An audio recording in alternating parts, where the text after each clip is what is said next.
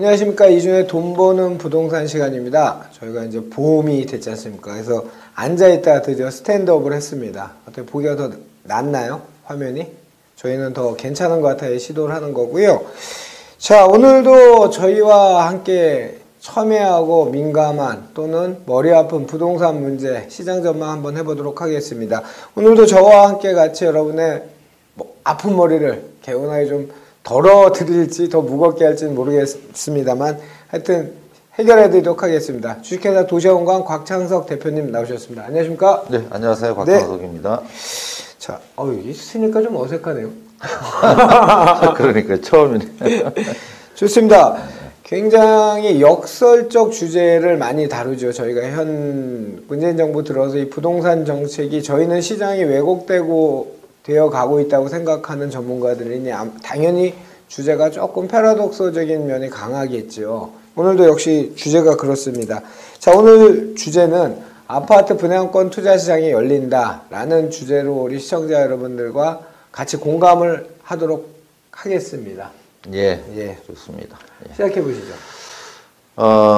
지금 이제 작년 파리 대책 이후에 이제 서울을 중심으로 아파트 값이 정말 많이 올랐습니다. 예. 이 통계에 잡히는 것보다 실제 체감하는 가격 상승률은 더 높은 것 같고요. 예. 이제 하지만 이제 4월 1일 며칠 전부터 이제 다주택 중과세가 시행이 됐고 예. 최근 한 달 정도는 지나치게 많이 오른 피로감 때문에 좀 소강 상태를 보이고 있는 것 같습니다.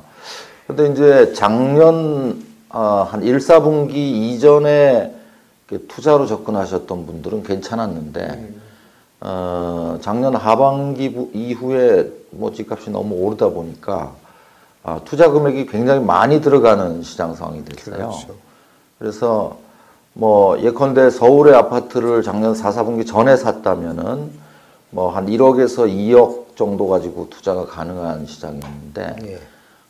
지금은 한 3억에서 한 5억, 6억 이렇게 돈이 들어가거든요. 예.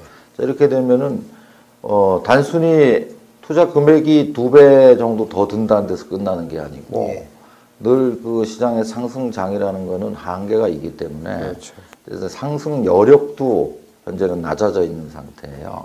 이게 생각했던 것보다 작년에 이제 파리 대책 우리 곽 대표님하고 얘기를 할 때 굉장히 그 참여정부의 모든 총알을 다 모아놓은 듯한 굉장히 센 정책이란 짐작은 했지만 그거를 시장에서는 비웃기라 하듯이 가격 상승이 이루어졌다가 이제 세금으로 이제 드디어 잡기 시작하니까 올 초에 아마 이제 물건이 좀 나올 것 같았다 했는데 안 나오고 계속 올라갔었고, 그죠? 예. 그게 3월까지도 되게 유명한 정치하시는 분은 4월 1일 바로 전에 판 분도 계시긴 하지만 이제 본격적인 락킹 현상이 시작되는 거죠. 예, 그렇습니다. 저는 이제 좀 물건이 나올 거라고 그렇게 그렇죠. 예상을 했는데 제가 예측하지 못했던 부분은 예. 그렇게 팔 수 있는 분들이 현실적으로는 별로 없었다는 거. 구조적 현실적으로. 뭐냐면은 결국 그 세금이 너무 세다 보니까 또 전세가 비율은 너무 높다 보니까 전세를 끼고 아파트를 보유하고 있던 분들, 다주택자들이 파는 순간에 돈을 버는 게 아니고 그냥 집만 없애는 그런 구조였거든요. 그렇죠. 그래서 이제 팔 수가 없었는데 이제 4월 1일부터 이제 지금부터는 더더욱 팔기가 어렵게 되는 그렇죠. 상황이고요. 이렇게 되면은 매물 잠김 현상이 시간이 갈수록 이제 점점 더 할 거고요. 또 최근에 임대 사업자가 급증했기 때문에 또 임대 사업 기준으로 보면은 6억 원 이하, 공시가격 6억 이하에서는 많은 분들이 임대 사업 등록을 하셨거든요. 그렇죠.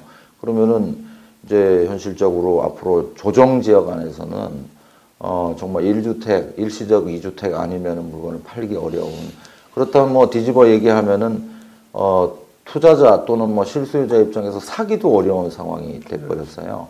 그래서 과거에 우리가 이제 2012년, 13년, 14년도에 좀 이 아파트 투자를 했다라면 정말 좋았겠는데 그 시기는 지나가 버렸죠. 그렇죠. 근데 그 시기는 또 공포의 시기였습니다. 그래서 그때는 정말 용기를 내기가 어려웠는데 내수경의 최고 바닥이었잖아요. 그때 부동산 경기도뿐만 아니고 그때 당시에. 그렇죠.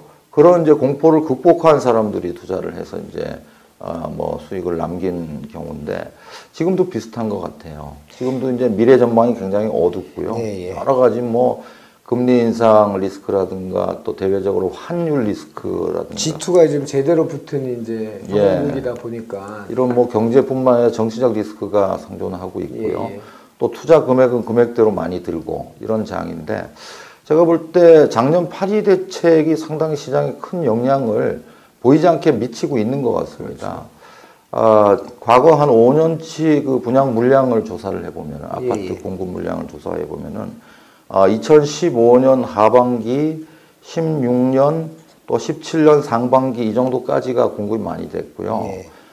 이제 작년 하반기부터는 말하자면 파리 대책의 영향권에 든 이후에는 공급량이 빠른 속도로 급감하고 있거든요. 예, 예. 이건 뒤집어 얘기하면은 2017년 하반기로부터 2년 반 정도가 지나면은 말하자면 한 2020년경부터는 입주 물량이 크게 감소한다는 뜻이 됩니다. 자, 이렇게 되면 2020, 21, 22는 예. 과거에 우리 그 15, 16, 17이 상승장이었던 것처럼 지금으로부터 한번 올해 내년 정도 쉬고 난 다음에는 다시 한번 상승장이 올 가능성이 높아지고 있어요. 처음에는 2015, 16, 17은 시장 기능에 의해서 이제 불황에서 호황으로 탈출하는 예. 전세값이 오르면서 탈출하는 장이었다면은 이제 2020년, 21년, 22년은 이제 이 정부의 규제 이런 것들에 의해서 공급이 감소하면서 다시 이 시장의 강세가 나타나는 말하자면 참여정부 시기하고 비슷한 것 같아요. 그러니까 이런 시기가 별로 없었던 것 같아요. 뭐냐면 공공 물량을 공급을 안 하게끔 이제 택지개발 예정지구를 지정을 안 한다고 했고 LH에서도 대규모 공급을 안 한다고 했는데 물론 이제 지방 그 경기 지역공사나 이런 데서는 계속 공급을 했지만 대규모 공급을 안 하는 상태에서 민간 공급을까지 막았단 말이죠. 그러면 이제 신규 시장 청약 조정 대상 지역으로 인해서 한 번 남은 1순위 쓰기가 참 어렵게 만들어 놓은 데다가 거기다가 그 유일하게 이제 작년에 문재인 정부에서 공급 대책을 발표한 게 11월 29일인가요? 주거복지 로드맵에서 발표했던 유일한 두 가지죠. 하나는 도시 재생 사업 쪽하고 하나는 100만 호 공급한다는 게 이제 그린벨트 해제 그래서 땅값만 지금 좋아지게 만들어 놓은 뭐 이런 형국인데 그러다 보니까 임대사업자 등록을 이렇게 유도하다 보니까 기존 재고시장 물량도 없어진 거죠. 네, 그렇습니다. 근데 이제 주거복지 로드맵처럼 그 뭐 순탄하게 공급이 돼주면 좋은데 그러니까요. 이 토지를 확보한다는 게 뭐 단시간 내에 이루어지는 일이 아니고요. 맞습니다.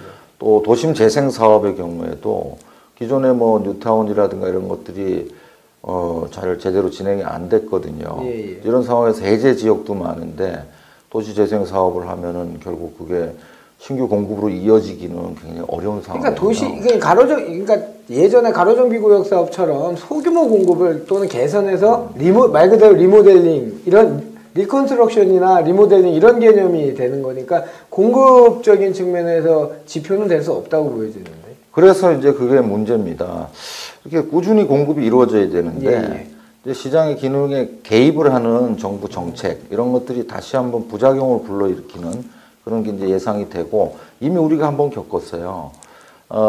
그 IMF 외환 위기 이후에 예. 뭐 98, 99, 2000년도까지가 안 좋았다면은 자연스럽게 2001년, 2년, 3년도에 집값이 뛰었거든요. 그렇죠. 그러면서 이제 참여정부가 시작이 되고 규제를 하고 나니까 네. 다시 좀 쉬었다가 2005년 하반기부터 2006, 7, 8에 막 치고 올라가는 예. 그런 장이었거든요. 지금도 그 상황은 굉장히 비슷한 것 같아요. 2015, 16, 17이 상승장이었다면 그렇죠. 그때 이제 또 정권이 교체되면서 새로운 규제들이 생겼고 예. 그런 이제 이게 뭐 참여정부 2기라고 하니까 예. 그때보다 더 강한 규제를 내놨거든요. 그렇죠. 그런 규제 여파 때문에 다시 한번 2006, 7, 8과 같은 장이 지금 기다리고 있습니다. 그게 이제 시기가 2020년부터 한 22년 정도로 예상을 하시는 거죠. 예, 그렇게 예상을 하고 있고요.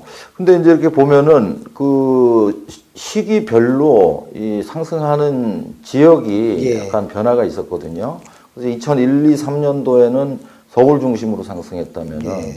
2006, 7, 8에는 뭐 강남이나 서울보다는 외곽 지역 상승세가 더 강했었습니다. 예. 이번도 비슷한 것 같아요. 이번에 지금 강남이 한번 올라갔어. 예, 한번 강남하고 이제 서울이 올랐기 때문에 예. 지금은 쉬고 있지만은 이제는 외곽 지역으로 좀 패턴이 옮겨지지 않겠나 이런 생각. 좋습니다. 그런 견지에서 그런 생각을 하고 계시니까 이런 세미나를 준비하셨겠죠. 이번 세미나가 좀 흥미롭다면서요. 어떤 세미나인지 좀 자세히 설명 부탁드립니다. 우선 제가 뭐 세미나를 하면은 계속 유료 세미나를 했는데 예, 예. 이번에는 무료 세미나로 준비했습니다. 그렇습니까? 그래서 이제 좀 우리가 관심을 가져야 될 지역이 저는 뭐 외곽이라고 생각을 하기 때문에 예, 예.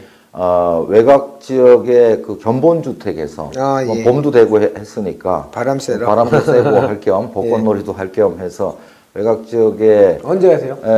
그러니까 금주 토요일 4월 7일인가요? 예, 4월 7일 예. 토요일 오후 2시에 예. 또 한 3시 반까지 진행이 되고요. 예, 예.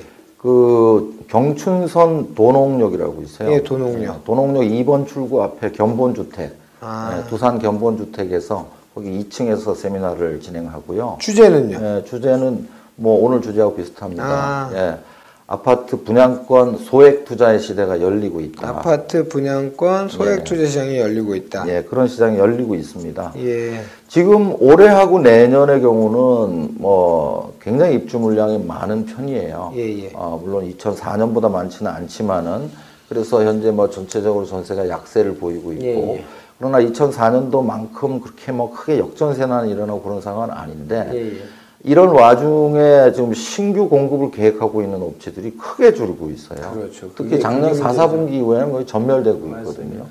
요즘에 뭐 분양한다는 물량 한번 보십시오. 별로 없잖아요. 예, 예. 그나마 올해 뭐 지방선거 6월 선거를 앞두고 4월, 5월에 좀 쏟아진다고 하는데도 물량이 별로 없는 상황이에요. 맞아요. 간단히 얘기하면 아파트 중도금 집단 대출이 안 되고 대출이 안 있거든요. 되죠. 네, 대출 안 되는 상황이고 또 수요자들은 거의 뭐 청약 가점제가 대부분 적용이 되고 있고 또 재당첨 제한 때문에 재개발 재건축 갖고 계신 분들은 청약을 꿈도 못 꿔요. 그렇죠. 거기다 주택 두 채 이상 가지신 분들은 아예 1순위 자격이 안 되고 이런 상황이니까 이 공급 업체들이 공급을 전혀 못 하고 있는 상황이거든요. 그래서 지금 우리가 관심을 가져야 될 거는 미분양이에요, 우선은. 미분양. 예, 과거에 2012, 13년도쯤에 서울에 미분양 아파트가 있으면은 좀 해달라고 그랬었는데 예, 예. 그때 그런 걸 이제 소개 있었어요, 그때는. 예, 예. 그때는 안 합니다. 왜냐하면 다 뭐 미분양이면 나쁜 거니까 안 한다 였었거든요. 그렇죠. 근데 지금은 서울은 미분양이 없어요. 근데 이제 외곽에 나가면 미분양이 있는데 외곽 미분양은 외곽 지역에 입주 물량이 많기 때문에 그렇죠. 거의 쳐다보지를 않아요. 그러다 보니까 이제 미분양이 잘 적체되고 해소되지 않고 있는데 예, 예. 이 미분양은 미분양이 해소되는 시기가 옵니다. 이제 입주량이 줄어들고 하면은 근데 이 미분양이 해소되는 시기가 왔을 때 그때 이미 가격이 상승하기 시작해요. 그때 투자에 진입하려고 그러면은 시간이 이미 늦어버린 거예요.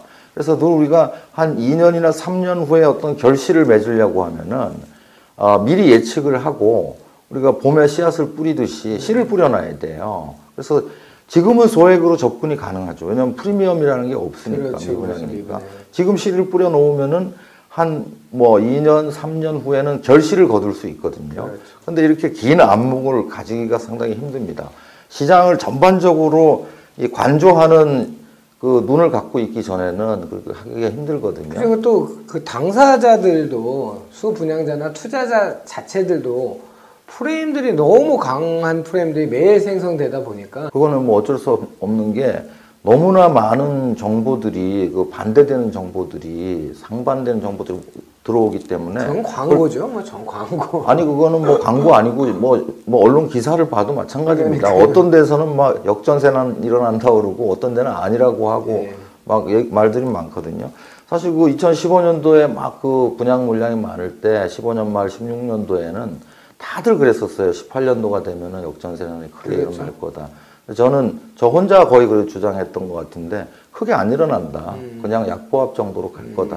정도로 전망을 했었는데 지금 어쨌든 혼재된 시장인 거는 맞습니다. 예. 그러나 우리가 미래를 바라보는 거는 뭐 10년, 20년 후 미래는 사람이 예측한다는 건 어려운 거고요.